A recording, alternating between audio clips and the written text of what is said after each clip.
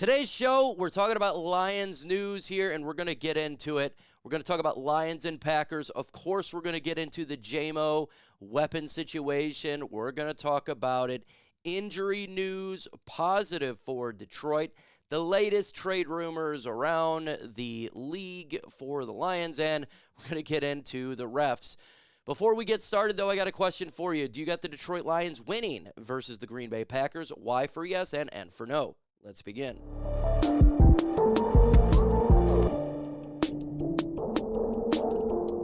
Just for context, really quick, the Lions are going to Green Bay, facing the Packers on Sunday in a gigantic game for the NFC North. If you don't know, the game is going to be at 4:25 p.m.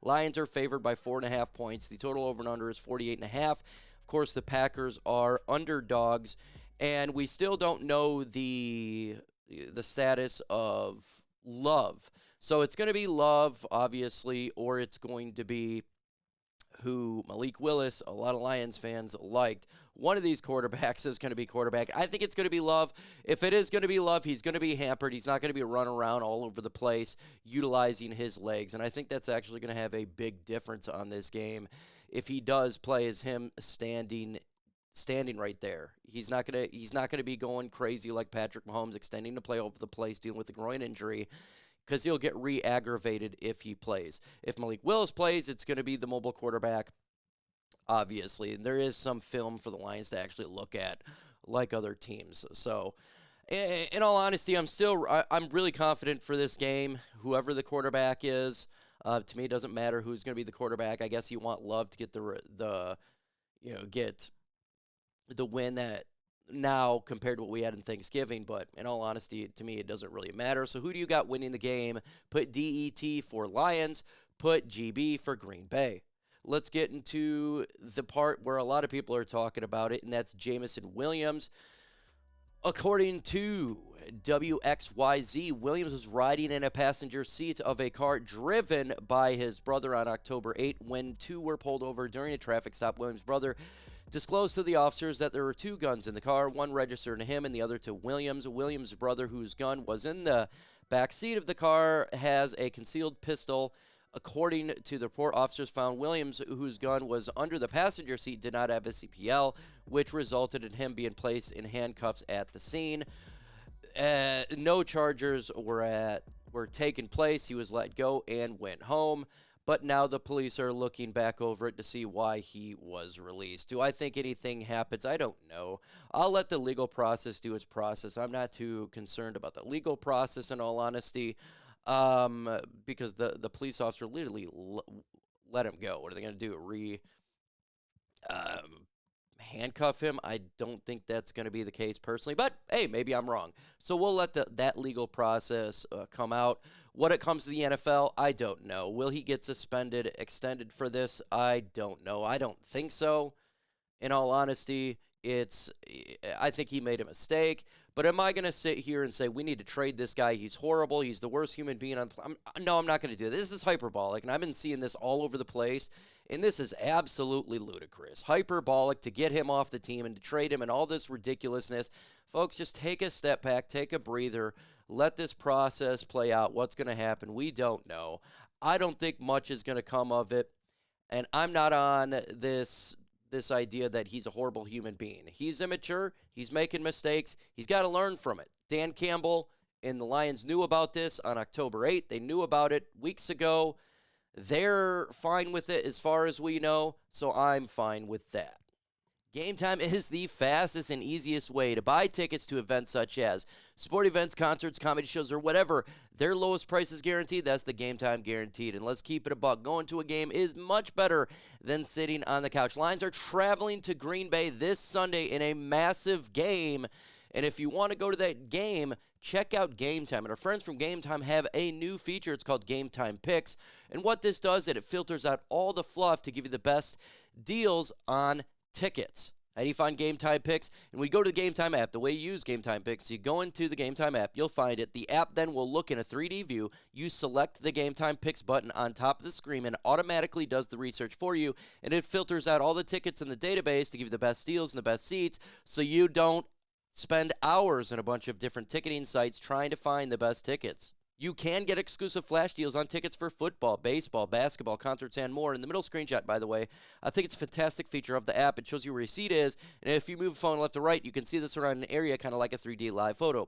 Also, all pricing is right there. There is no hidden fees at checkout. So take the guesswork out of buying tickets with GameTime today. Want a deal? Go to GameTime, plug in Chat Sports, and you're going to get $20 off your first purchase. Again, go to the redeem code section, plug in Chat Sports. You're going to get $20 off your first purchase. Terms to apply. You got a credit account. You got an email to save that money. The link is going to be in the comment section and description of this video. So if you're buying Lions tickets this year, make sure you use your GameTime. Download GameTime today. Last minute tickets, lowest price guaranteed. Again, we'll keep talking about the Jameson Williams. I don't want to be too hyperbolic. I mean, I'm literally seeing people say, release him, trade him. I think that's all ludicrous. I think it's crazy. Again, we're going to let the process play out. We're going to let Dan Campbell and Brad Holmes take care of this. But I'm not going to jump in here and be extremely hyperbolic. I think he made a mistake. I think he's got some maturity issues.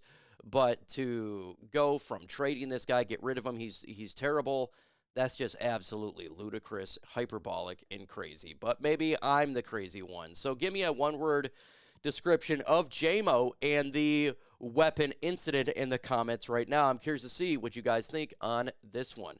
Let's get into some really positive news. And we have a player that is he's coming to the lineup here, and that is Christian Mahogany. Great news here. The Detroit Lions announced on Tuesday that they have activated rookie offensive lineman Christian Mahogany from the non-football illness list. He now counts against the team's 53-man roster and is eligible to play for the first time in his career. That is awesome and exciting news. I'm super excited for Christian Mahogany. I was huge about him in the draft. I had a late second, early third round grade from him. He's had a tumultuous offseason ever since being drafted. He fell in the draft to the 6th round. A lot of people wondered why. And he had mononucleosis. But guess what? He's good to go now. He is eligible to play, and he is going to be a nice piece to the offensive line backup role for sure. You're building a depth there that's good. Look, Kayode Osika, he's played well on the left side, but he struggled a little bit on the right side. Mahogany coming down in here, it really makes the depth at guard great. We're about halfway through the season, and that is positive injury news. Positive injury news. And at some point, he'll probably be used this season, and it's going to be a great thing that we drafted this guy because what he can bring to this offensive line in the run game and the pass is great. So I'm excited for Mahogany. I was excited when we drafted him. Finally, he is able to play. I'm not saying he's going to play, obviously, because he's a backup, but he's able to play, and that puts a smile on my face. And we have another player being talked about for a Lions trade rumor. It's something we've already talked about before, but it came up today, and we got 1 week now from the NFL trade deadline. So nearly every video that you're probably going to see is going to have a trade rumor in it, and this one here is talking about Lions trading for Trey Hendrickson. Kevin Patra from NFL.com, he says, if the Raiders' star pass rusher Max Crosby is truly off the table, the Lions should chase Hendrickson. Patra wrote, Detroit presumably has institutional knowledge of the player, given that the head coach Dan Campbell and defensive coordinator Aaron Glenn were both parts of the staff in New Orleans during Hendrickson's time with the Saints in 2017 to 2020.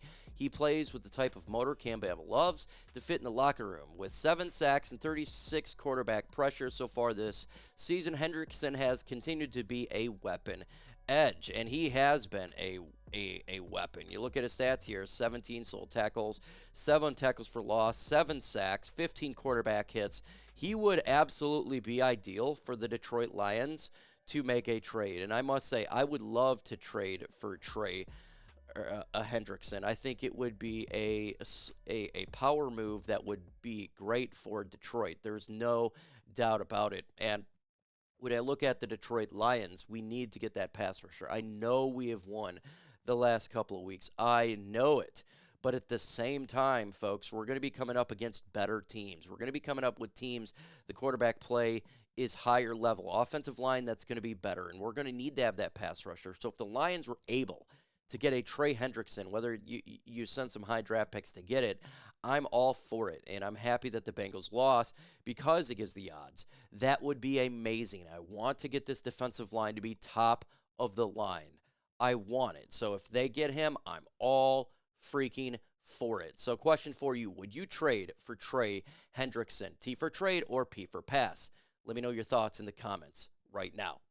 And last for the news here, it's some rut-row news, it's some iffy news, and it's about who's refereeing the Lions this Sunday. Referee Clayton Blackman's officiating crew will be calling the Lions NFC North showdown with the Green Bay Packers this Sunday. Yes, it's the same Clayton Blackman whose crew infamously called multiple controversial penalties against the Lions in the game of the Packers in 2019. That contest, a Monday Night Football game at Lambeau Field, occurred October 14, 2019. Detroit led the game 22-13 with 12:17 remaining in the fourth quarter after former Lions kicker Matt Prater nailed a 50-yard field goal. This was the hands to the face. Remember that? Hands to the face. Twice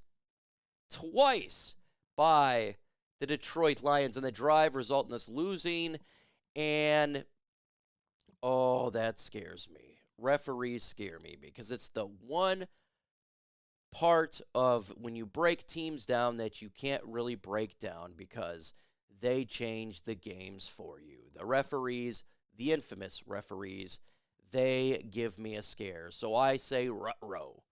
I'm not saying Lions going to lose, but anytime I hear about referees, I always throw in there the rut-row. So the Lions, what they need to do in this game is to continue to do what they did with the Titans and the Cowboys and put up mass amount of points so the referees cannot change the outcome of the game. We got to do it. You got to put up a ton of points. We cannot leave it to the referees. We leave it to the referees, we could be leaving it to an L. And we don't want to do that here. Folks, we're dropping videos every single day. Make sure you hit that notification bell.